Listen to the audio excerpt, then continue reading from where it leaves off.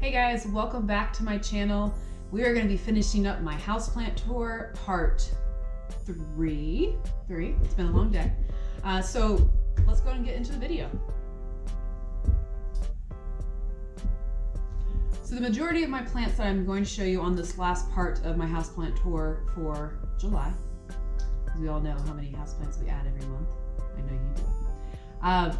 Mostly are going to be ferns. I kind of left this for the end because I have a good collection of ferns, but I've lately been struggling with them, mainly because in the wintertime, and it's obviously July, yes I know, but in the wintertime I had a really hard time keeping the humidity up in the house. I had a humidifier in the room that I had kept all the ferns, and I just really struggled. So you'll see a lot of damage on some of these, unfortunately, but they are starting to regenerate new growth, and they're looking a lot better. I have most of them outside right now because it's so humid right now, and I figured, hey, why not put them in their normal environment for right now?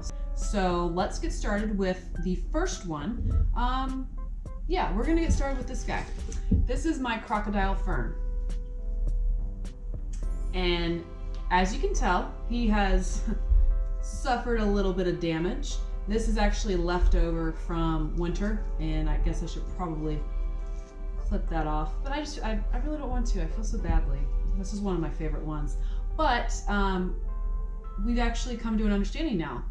We've had some creative differences, and I've talked to him. I told him, hey man, listen, you got to start putting out new growth for me, and so he is, which is great. So yeah, so we've got some new growth. I don't know if you can see that right here. There's some new growth. And all throughout, I'll do a close-up for you guys so you can see, but all throughout he really is, he's producing some new fronds for me. Very excited about that because the texture on this leaf is really, really cool. I mean, it literally resembles a crocodile hide. Crocodile hide. That was tough for me for some reason. I'm not sure why.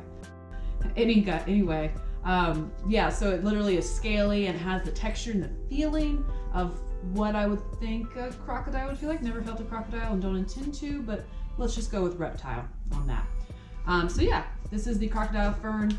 Cool plant. One thing to note on the Crocodile fern is it will burn. It will absolutely burn. So you've got to be very, very careful. If you do set it outside for a little period of time, make sure it does not receive any beams of sunlight. And I mean zero, zilch, none.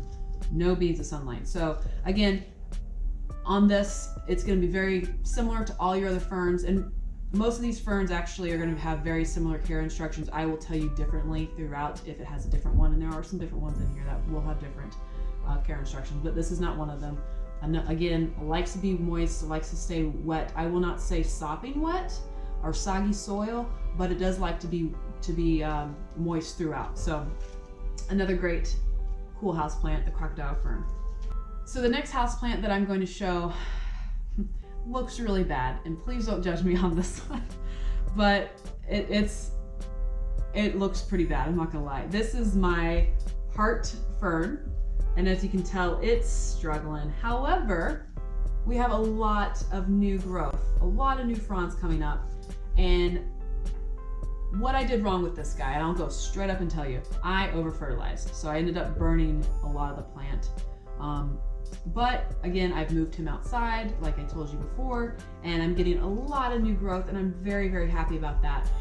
If you can tell, I'll show you some of the new growth here that actually looks good. If you can tell, it has a very cool heart-shaped leaf. I shouldn't say leaf, frond.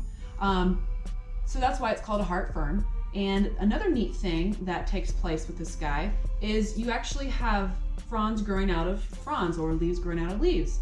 And so that's kind of a neat, a really neat aspect of this plant. So again, very low light, does not like direct sun or any sunbeams on it, you will burn it. So again, heart fern, another great low light plant, but again, you have to keep it moist, you have to keep it constantly watered in a humid environment. Okay, so the next plant I'm going to show you, or next fern I'm going to show you, is my button fern, and again, we're struggling with this one too. What I did wrong with this guy is I over-fertilized him as well. So I'm going to actually repot him this weekend, and I have, since I've realized what I did, I do have some new growth coming up, so I'm happy about that. But when this guy looks really healthy, it looks like buttons going on the stem. So that's really a neat piece to this plant. And it's got really deep emerald green leaves on the fronds. So that's kind of a cool thing as well. So similar situation, low light, no direct sun, no sunbeams on the sky, and it likes to stay moist. The next plant I'm going to show you is my beloved rabbit's foot fern. And we're struggling with this guy too. You're gonna notice a common theme with my ferns right now, unfortunately. Like I said, we've had creative differences. So this guy, I have placed him outside and he is starting to have some new growth, and I'm happy about that. And what's neat about these guys, they are epiphytes, and what that means is they actually grow in trees. So they're not gonna have a large soil or root ball with soil. So you have to remember that when you're caring for these guys. They don't like to have wet feet, they don't like soggy soil. You do, however, still have to keep them moist, but they grab most of their moisture by their roots that are coming out. So that's pretty cool. And that's where it gets the name from a rabbit's foot, because those, I believe they're called rhizomes, and I'm sorry if it's wrong, but the rhizomes or roots are actually furry, and they collect all the nutrients and the water or moisture from the air. And that's how they thrive. So that's how they live in a tree, is they collect all the moisture and the nutrients from their roots. So that's a really cool thing. I'm probably gonna end up repotting this guy because I think in my opinion, his pot is a little too deep for what he needs, and when I water him, it tends to get too soggy. So again, rabbit's foot fern, it likes low light, does not like direct sun. Another common theme with ferns. So the next grouping of ferns that I'd like to show you, let me put this one down over here, are my bird's nest ferns. These are probably my favorite ferns. Absolutely, hands down, my favorite ferns. What's so cool about these guys is they grow from the center, and it looks like there are tiny eggs in the crown.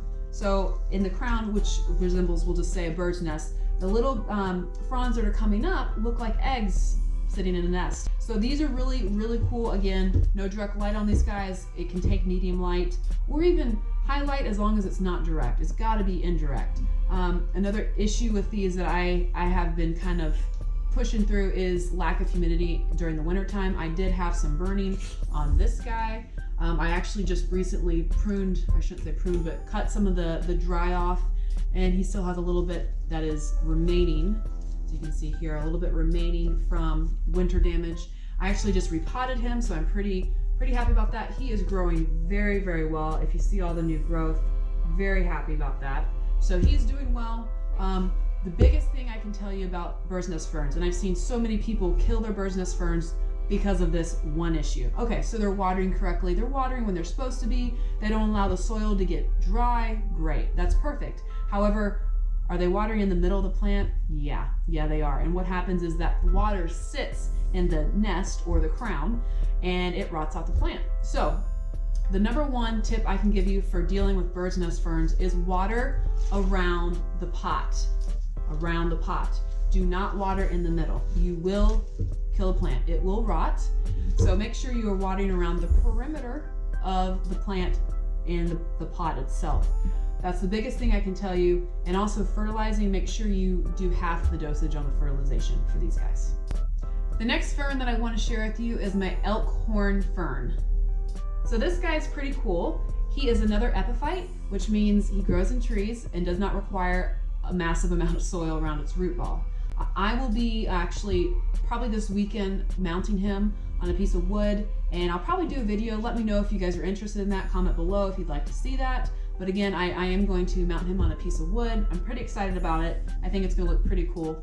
But another issue with him is he doesn't like to be soggy, similar to the bird's nest fern that are both epiphytes. They do not like to sit in soil because, again, their natural native habitat is going to be in trees. So they're not going to have a massive amount of soil. So that's the one thing about him. What I would recommend is if you do have one, go ahead and get it mounted, or at least something hanging where it's not sitting in a massive amount of soil. They do very well mounted or hanging, and you're going to probably want to water him once a week, keeping the soil moist, but not overwatered. And also probably misting will be great because of the humidity. You're going to control the humidity and keep it pretty high. My next fern that I would like to share with you is my blue star fern. So I got this guy, picked him up, I want to say Lowe's or Home Depot, and he was not looking good.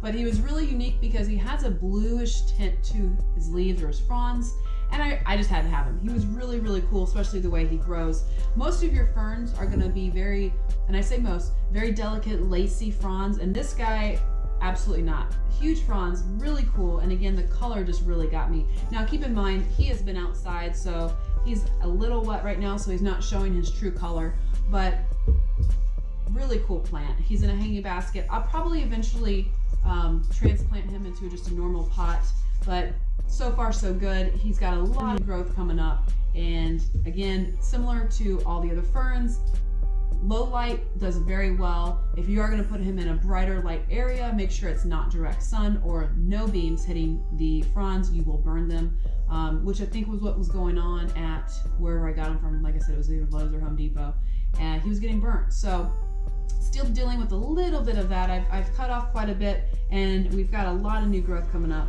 So far so good with this guy. I would say creative differences are minimal with him and I. So far so good, and again, you got to keep him moist, just like he would be in his normal environment. Okay, so I finished my fern collection. I'm going to show you 2 more plants that I have outside. Well, one's outside, one's actually right here in the corner, so come on with me. Okay, so this is my Limelight Dracaena. The color on this I think is so neat. It's a lime green leaf and kind of shiny, and it's really a big plant. It's doing really, really well. The one thing that I will tell you about this plant is don't over fertilize it, which I did. And the other thing is control what kind of water you are giving it, because this will take place. I've since then changed to distilled water on this guy, but I've noticed I've been getting some burning on the leaves, on the tips, and that's going to be in large part to the high, unfortunately, chemicals that are in our tap water, and also the fertilizer that I probably used and I should not have used on him. So we'll be rectifying that on most of my houseplants. I learned my lesson. But again, my Limelight Dracaena, he is magnificent. So this is my Xanadu Philodendron, and this is probably one of my all-time faves because of the size of the leaves. I mean, they are massive. Philodendrons are really, really cool to me. And I'm getting a lot of new growth from this guy. He is outside currently, and I've got some new growth coming in through here. This is the newest leaf that has opened. And again, just the size of their leaves. I mean, wow. And I don't know what I'm gonna do with him come wintertime. I'm gonna have to figure something out, because his spread right now, it's pretty big spread. So love him. He gets indirect sun, never gets any full sun or direct light. And yeah, he's very happy. And really, I could probably split the plant. If you come through here, you can actually see where I could split him right here. And then there's another one on this side that I could probably end up splitting. So I could probably get a couple more plants out of him. Again, not sure what I'm going to do because, I don't know. I just really like him, and he's huge. So we'll see what I end up doing with him. I'm trying to upload videos once a week, but if you want to stay up to date on my day-to-day life, make sure you check out my Instagram page. It's Wandering Whittles right here. And a couple other things that I'm going to be putting out. I'm going to put out a video on how to mount staghorn ferns, so stay tuned for that. And I also have a plant haul coming to you. I went to a garden center this past weekend when we were in the mountains on vacation, so stay tuned for that. Okay guys, that's it for part 3 of my houseplant tour, and that's it for my houseplant tour right now. I hope you enjoyed this series. I hope you enjoyed the videos. If you have any questions or comments, make sure you comment below. Like this video if you liked it, and if you haven't already done so, hit subscribe, and make sure you hit that little bell so that you're notified every time I upload a new video.